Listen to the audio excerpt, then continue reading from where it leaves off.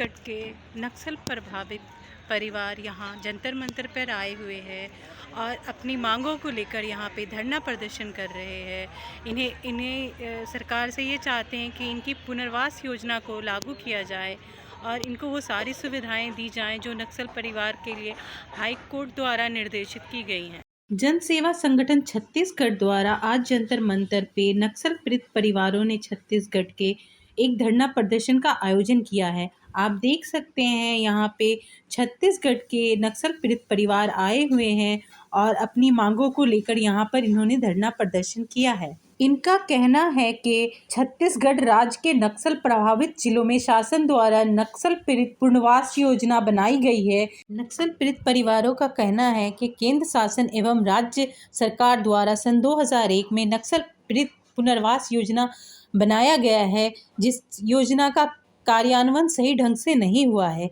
इस योजना के तहत 100 में से सिर्फ 20% लोगों को इस योजना का लाभ मिला है। हजारों ऐसे परिवार हैं जो अभी तक जिन्हें पुनर्वास योजना का कोई लाभ नहीं मिला है। इनका कहना है कि इन्होंने सरकार से बात करने की कोशिश की, लेकिन सरकार ने इनका कोई संज्ञान नहीं लिया है। सरकार ने जब संज्ञान नहीं लिया तो इन्होंने कलेक्टर महोदय से परमिशन ली, मांगी कि आंदोलन करने के लिए जिला स्तरीय, लेकिन वहां इन्हें परमिशन नहीं मिली, जिस कारणवश इन्हें दिल्ली के जंतर मंतर पे आकर प्रदर्शन करना पड़ रहा है। इनकी मांग है कि पुनर्वास योजना के तहत जो हजारों परिवार हैं जिन्हें इस योजना का लाभ नहीं मिला है, जो नक्सल पीड़ित हैं, जो शोषित हैं, उन्हें उनका हक मिलना चाहिए, उन्हें न्याय मिलना चाहिए। इन्होंने सरकार के आगे अपनी 21 मांगे रखी हैं। इनकी प्रमुख मांगे हैं नक्सल पीड़ित परिवारों को योग्यता अनुसार सरकारी नौकरी देने का प्रावधान किया जाए। नक्सल पीड़ित परिवारों को कलेक्टर दर पे नौकरी दिया गया है, उन लोगों को 5-7 साल के बाद आकस्मिक चपरासी की नौकरी दिया गया है, उन लोगों को एरियर भत्ता दिलाया जाए। केंद्र शासन द्वारा नक्सल पीड़ित परिवारों को दी जाने वाली सहायता राशि दिया जाए। योजना के तहत नक्सल पीड़ित परिवारों को नजूल प्लाट वो बेज आवास बनाकर दिया जाए। योजना के तहत नक्सल पीड़ित परिवारों को तत्काल राशन कार्ड बनाकर दिया जाए।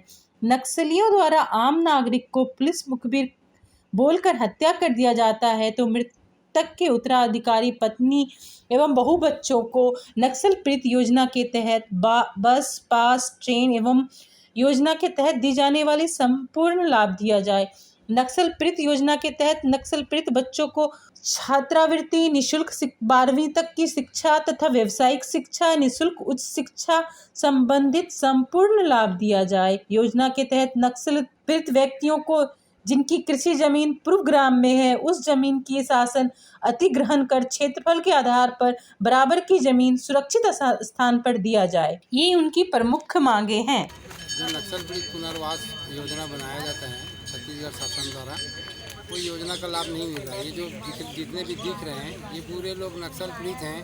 किसी के भाई को मार दिए नक्सली, किसी के पति को मार दिए, किसी के पिताजी को मार दिए। ये वही परिवार हैं जो इनके लिए योजना बनाए थे। छत्तीसगढ़ शासन योजना का लाभ इनको देने का था, लेकिन आज मान के चलो छत्तीसगढ़ में 50,000 लोग करीबन हैं ऐसे पीड़ित परिवार जिनको लाभ नहीं दिया जा रहा है। मान के चलो 20% लाभ दिया गया, 80% लाभ नहीं दिया जा रहा है शासन के द्वारा। हमने हमारे निवेदन में किए, भूपेश सरकार को निवेदन किए हैं, कलेक्टर महोदय को हर जिला में निवेदन किए, लेकिन योजना का लाभ नहीं दिया जा रहा है संपूर्ण रूप से। इस संबंध में हम बहुत परेशान थे। आज हमको मजबूर होकर यहाँ पे दिल्ली में जंतर मंतर में धरना प्रदर्शन बैठना पड़ा और केंद्र सरकार तो इस सिलसिले में आपने छत्तीसगढ़ सरकार से कोई बात की या वहाँ कोई प्रदर्शन किया आपने? हमने प्रदर्शन किए हैं, हमने कई बार पत्र व्यवहार भी किए, लेकिन योजनाओं का लाभ सिर्फ कागज़ में दिया जा रहा है, हकीकत में नहीं दिया जा रहा है।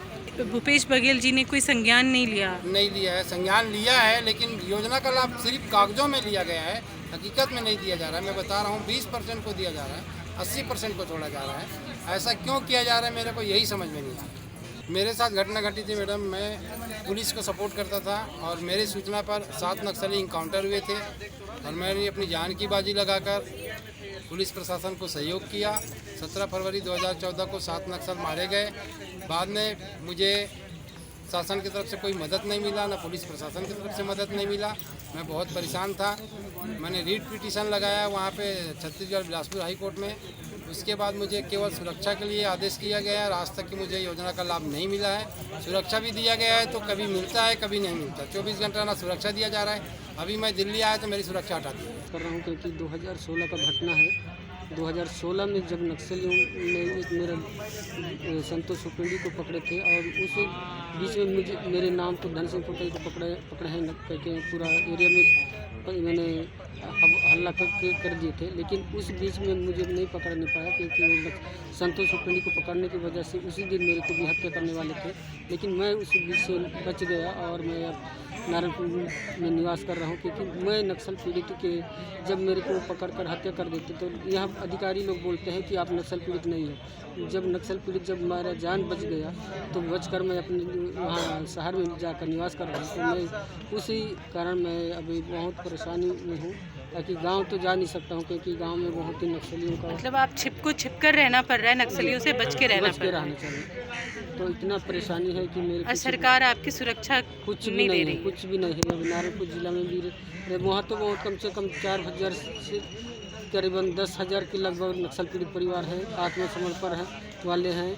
और उसके बाद जैसे कितने लोगों को तो एफआईआर दर्ज भी नहीं हुआ है क्योंकि भाग के वहाँ दर्ज थाना में गए तो दर्ज किसी का नहीं करे कि यहाँ पंचायत प्रमाणित वाला जो देते हैं तो उनको भी मान्यता नहीं कर रहे हैं। तो सरकार को यही चाहिए कि वास्तविकता पंचायत प्रमाणित कर प्रस्ताव पारित कर देता है कि नक्सल पीड़ित वास्तविक है तो उनका एफआईआर होना जरूरी है क्योंकि जब तक उनका नहीं होगा तो हम किसी का जैसे अगर कोई वास्तविकता है नहीं है उनको जांच करना चाहिए कि वास्तविकता पंचायत प्रस्ताव के माध्यम से नक्सल पीड़ित प्रमाणित होना चाहिए। और जैसे प्रमाण पत्र के लिए मैं उस दिन मेरे को मीटिंग में मेरे को बोला गया कि अब हर अधिकारी को पूछा क्योंकि 2 साल तक मैंने वहाँ नारायणपुर जिला में जिला जन सेवा संगठन के अध्यक्ष हूँ और नक्सल पीड़ित परिवार का जो भी सलाहकार पद में हूँ नारायणपुर जिला से। तो उस बीच में मैं जाकर अधिकारी को बोलता हूँ कि हमारा आज तक 2-2 साल हुआ क्यों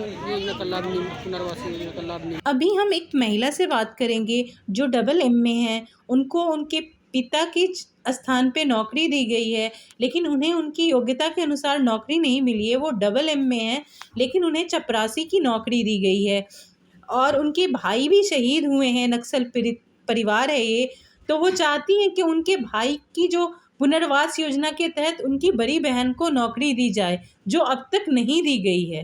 हम लोग नक्सली पीड़ित हैं।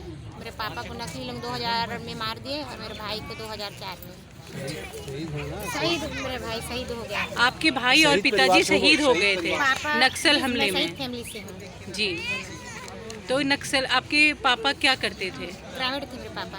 अच्छा, जी मेरे भाई पुलिस विभाग में थे। आपके भाई पुलिस विभाग में थे, तो सरकार के द्वारा आपको सहायता नहीं मिली? जी मैम, मेरे भाई पापा का मेरा है मिला है मेरे को पियून में चपरासी में और मेरी योग्यता जबकि AA की हूँ मैं और मेरे को चपरासी की नौकरी मिली। अच्छा मैम, और भाई का कुछ भी नहीं मिला है, मात्र 1 लाख पैसा बस मिला था। जब भाई की पुलिस की नौकरी थी उनको कोई भी पुनर्वास योजना का फ़ायदा नहीं हुआ और आपको AA में है लेकिन आपको पियून की नौकरी मिली।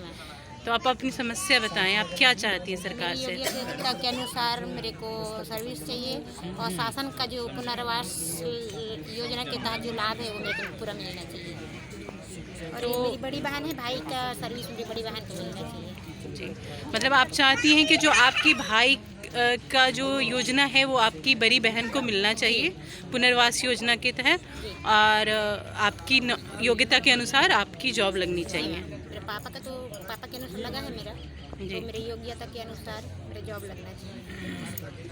मेरा समस्या है कि मैं नक्सल पीड़ित परिवार से हूँ और मेरे को ना पुलिस ने गोपनीय बनाया, वहाँ से निकाल दिया मेरे को। अच्छा, आपको पुलिस ने निकाल दिया है? मेरे को उसका कोई समस्या नहीं बताई कि किस चीज़ में निकाले वो भी पता नहीं नहीं है, तो बोल रहे हैं कि राजू से कटा है और बोले कि अब नहीं हो पाएगा, बोल उसके बाद निकाल दे, ऐसे ऐसे मेरे साथ किए हैं। तो मेरे लिए अब रहने के लिए जगह नहीं है, न रहने के लिए कुछ खाने के लिए न कोई व्यवस्था नहीं है। मैं न घर रह सकता हूँ ना कुंडा में रह सकता हूँ, ऐसा समस्या मेरे साथ हुई है। नक्सल पीड़ित से हूँ। मेरे पिताजी को हत्या कर दिए। पुलिस का काम करता था, मुखबिर था। जो भी नक्सली आएगा तो वो पुलिस को बताते, लेकिन उनको पुनर्वास योजना नहीं मिली। हाँ, नहीं मिला। आपको नौकरी भी नहीं दी गई। नहीं मिला।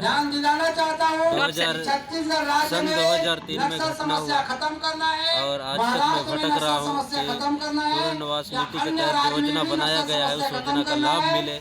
उस योजना का लाभ अभी तक राज्य सरकार हमको नहीं दिया है, इसलिए हम लोग केंद्र सरकार में आए हैं। धरना प्रदर्शन जंतर मंतर में कर रहे हैं ताकि उस योजना का लाभ हमको मिल जाए।